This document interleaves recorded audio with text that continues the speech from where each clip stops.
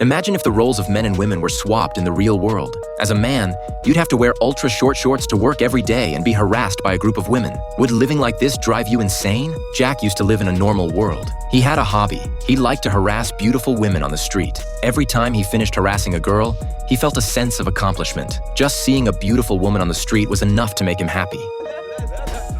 His friends were terrified and kept yelling at him non-stop. Not long after, a female doctor arrived on the scene to save him, but the first thing he said when he woke up was to harass the female doctor. It seemed Jack was fine for now. The next day, he got up to go to work. When he opened his closet, he was stunned. It was full of colorful women's clothes, and not a single piece of his own clothing. In order to avoid being late for work, he had no choice but to put on a pair of pink women's shoes. When he arrived at the company's front desk, it had turned into a black boy.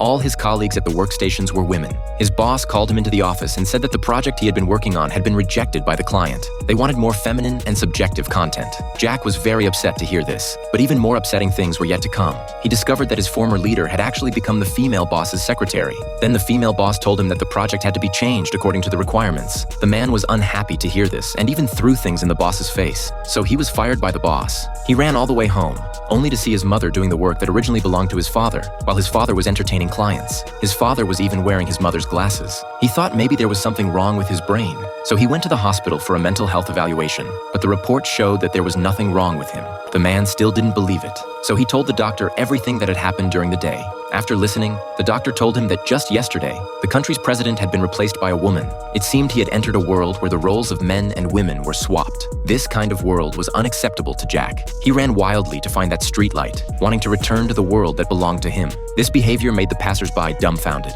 but nothing changed, and he had no choice but to return home in frustration. Later, a woman invited him out for a drink. That night, he went to the bar. The scene before his eyes was unacceptable to him. The person dancing on the pole was actually a man. This wonderful movie is called Men Need to Love Themselves.